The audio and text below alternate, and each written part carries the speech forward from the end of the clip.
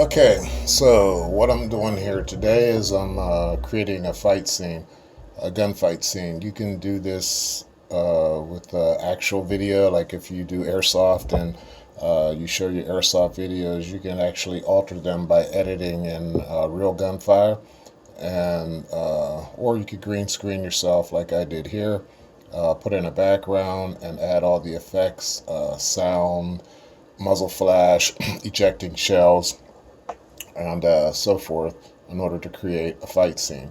So I'm going to run this real quick, let you take a look at it, and then I'll explain some of how I created it.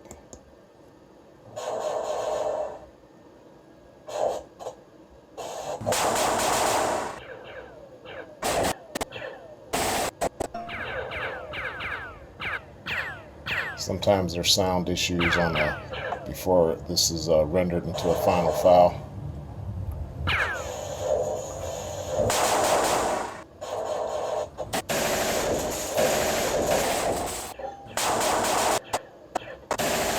Again, this isn't completed. There's a lot of other editing I want to do. Create dust hits on the ground. Maybe put a couple of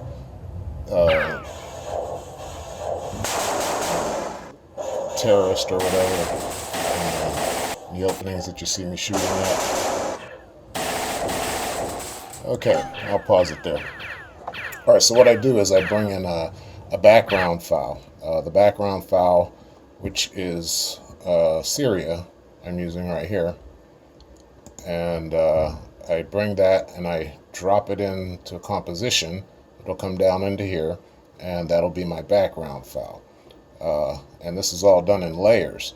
So you'll see these are the sounds. I have listed here bump fire, couch hits, those are the little hits that you see, and the muzzle flashes, and I also have automatic muzzle flashes too. So let's go through that real quick. Now the layers, if you know anything about things like Photoshop, After Effects, everything is done in layers. Here you see I have the ejecting shells. So this is a bottom layer. This would be on top of this layer, this image of me. Okay, so I would also want, like for instance, we'll skip ahead here to a scene where you see the muzzle flash. Let me jump ahead here a little bit. See some muzzle flash. Okay, now the muzzle flash, of course, it seems to be behind me, the way it should be. And here you see an ejecting shell. So what I'm doing with this is I'm putting the ejecting shell on top of this image, okay, on top of this layer. I'm also putting the muzzle flash on top of this layer. And in order for the ejecting shell to be visible, I'm putting that on top of this layer. So we see ejecting shells here, which are on top of the puffy smoke and the 8mm shell. Okay, so the 8mm shell would go underneath would go on top of the, we'll skip down here for a minute, on top of the shell. On top of the muzzle flash, I'm sorry. Here's the muzzle flash here, straight muzzle flash, automatic fire, and on top of that, we will have a whole bunch of other things, but just talking about the shell, we have the 8mm shell on top of all of that. So when you're layering, you want whatever you want visible to be on top of that layer. Whatever you want to appear to be behind something, you put it beneath that layer. So the muzzle flash is beneath this layer of my image, but it's on top of this layer, which is the background. The ejecting shell is on top of this layer, the background, also on top of the muzzle flash, but it is behind this image here. It is underneath this image. So we'll just skip ahead that ejecting shell a little bit. As you see, it moves. And the way I create that effect, here's another shell coming out. The way I create that effect is I drop in the 8mm shell. I scale it. Let's see if I can find the actual one I need here. It would be, no, wait a minute, it would be up here somewhere. It would be right here. Okay. Now, what I would do is, first of all, I would scale that shell down to a size that I wanted it to be. I can bring that scale up on that shell, as you can see. Okay. And I'll just take it back down to what it was, 3, one more. All right, come on. I'll just type it. There you go, 3. All right, so we create the shell to the right scale of the image, and then what we do is we position it. So what I'll do is I'll start the shell off here, ejecting, and I'll just skip a couple of frames forward like this, and then I will key point that position, and it appears that the shell is ejecting outward. Okay, so you just position the shell for each stage or step that you want it to go. Here, you see the shell, a couple frames later, here, and that's all I basically do. I click it out a few more frames, and I give it a key point, and click it out a few more frames, give it a key point. Next shell ejecting, and you just put the shells on top of on top of each other, and the muzzle flash. Well, let's go to the puffy smoke. That would be, the puffy smoke would be on top of this layer, underneath this layer, and underneath this layer, and underneath this layer. Okay, so everything is done in layers. So if you have a video at home that you want to do, say it's Airsoft, or maybe you just want to green screen yourself and create a scene like this, just remember when you're playing around with it that it's all done in layers, and if you want the layer to show through, then you have to put it on top of the layer that you want it to show through. If you want it to be behind something, you put it under the layer that you want it to appear to be behind something. Okay, so what I do is I build a bunch of ejecting shells. You see ejecting shell, ejecting shell. Now this stoop is me stooping here. I had to split that file. The puffy smoke, every time the, see it there? See the muzzle flash and the smoke. And the smoke rises. Then you'll see another muzzle flash with some smoke. Flash goes out. Hold on, there you go. And smoke. And you can see the shells ejecting here. Okay. Just run that through. So you want it to be as realistic as you want. This, what you see here, is a couch hit. Okay, if there's a round that's hitting, say from up here or from over here, I just haven't, put my characters there yet. I haven't decided what I'm going to do. I still have a lot of more editing to do on this. And once you've completed, well, first of all, let me go back here to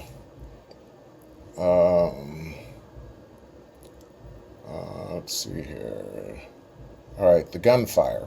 Okay, so what I'm doing is I'm matching up the gunfire, the sound of the gunfire. We'll go to this one right here. I believe that's it. Open it up here, and you see audio. We'll open up the audio, and we'll open up the waveform. And you can see the waveform right here. When this touches that, you're going to begin to hear the sound once this plays forward. So I had to match that sound up with that muzzle flash. All right, so we'll go up above, and we'll find the muzzle flash that it is, there it is right here, automatic fire. So it is sequenced with that automatic fire right there. Okay, and that's how you line everything up. So the ejecting shell now, let's find the ejecting shell. Okay, it's going to be one of these. I think that's the shell there. So let's see, is it this one? Is it this one? Is this one? This one? This one? Okay, it's not that one. Maybe it's up higher here. Ejecting shells. Here we go. This one. I believe this one is it. Right there. And so you have the ejecting shells that are in sequence. Also, if you notice, the shell's going to eject later than you have the muzzle flash. So therefore, I don't have the shell ejecting visibly at the same moment. It would be just a moment after. There it is. See it? Right there. Just a moment after the blast. Blast. Ejecting shells. See? So you want that to be just behind, a fraction of a second behind the muzzle flash. Okay, we'll zoom in on this a little bit. Well, I have this on the half, so the resolution is going to be lower. If I put it on full resolution, you'd see that much clearer. Let's see, we'll take it to half again. All right, so remembering that everything is done in layers, the things that you want to show up go on top of the layer, the things that you want hidden go underneath the layer that you want it to hide behind. I'm going to put probably someone in here, and maybe someone down here. I'll remove this still person from the image here, and you'll see incoming fire and outgoing, of course. So we'll run that back again. Again, like I said, you can do this with any video. You can do this with live video of you playing Airsoft. You can do it with a green screen and add a background, however you want to do it. But you can't edit live video in the same way and make it appear as though that your gunfire is actual. And we'll run it back one more time for you to get a look. Now, what you see going on here is sometimes the RAM is slow and it has to, run a couple of times before the sound will actually play, because I have not yet rendered this. Once I do render it, then it would play smoothly and you'd hear the sound perfectly. That's why you're not hearing the sound right now. I'll let it run a couple more times so you can see. Once this stops misbehaving.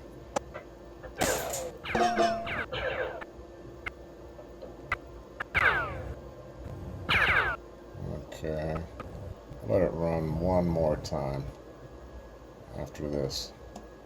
I'll stop it here, bring it back. Come on. Okay, and run. Alright, well, the sound is recorded in the composition adjustment. Because of the RAM, it won't play. Once I render it, the sound will be perfect. I'm going to run it one more time. Hopefully it will.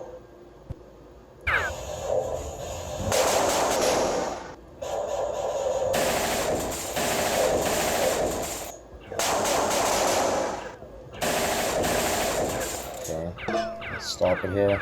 I'll back it out a little bit and let you look at it this way. We get a full screen.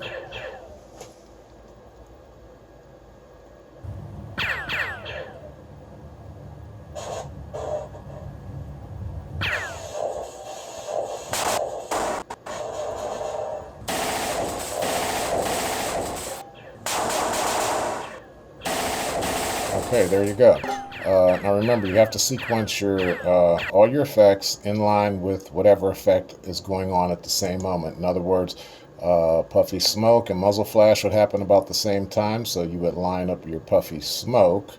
We'll look at one that is just starting. We'll take it back here. This puffy smoke here would have to line up with the muzzle flash, which is down below, or it'll be underneath. Okay, and it's matching up with this muzzle flash here. Okay, so that's how you line them up. And I know this is not going to get you right into After Effects and starting to make videos right off the bat, but it's giving you a good idea of how it's done. If you want to take the time to learn it, maybe you already know After Effects, and if you do, you probably don't even need me to tell you what's going on here, because you know how to do it yourself.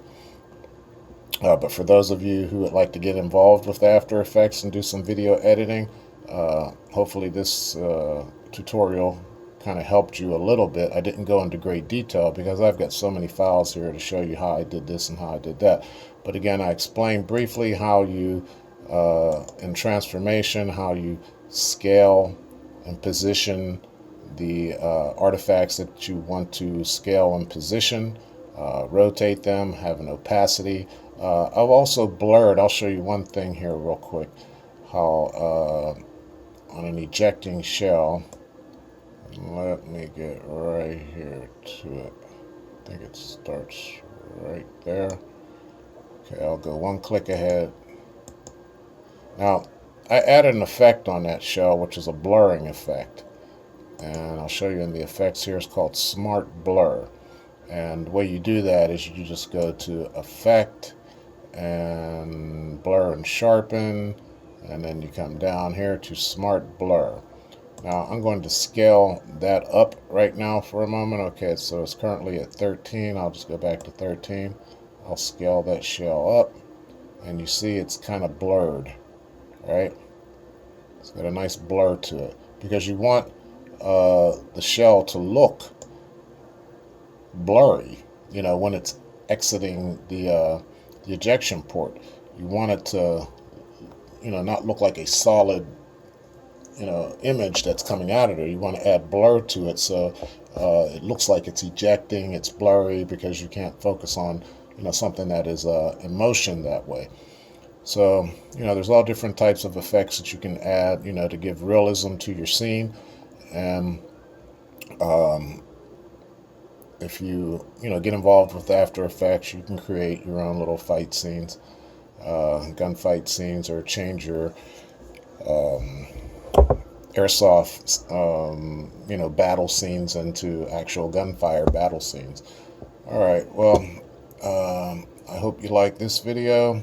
I'll be coming up with some more. Maybe I'll be showing when I actually do create something, how I do it, and I'll do it step by step. It depends on if people are interested in seeing that. And so if you're liking what you're seeing right now, let me know, and I'll continue to put out some things like this. If I don't get much response, I probably will not do many videos like this. All right, well, thanks for watching. And remember, only subscribe if you like what you see.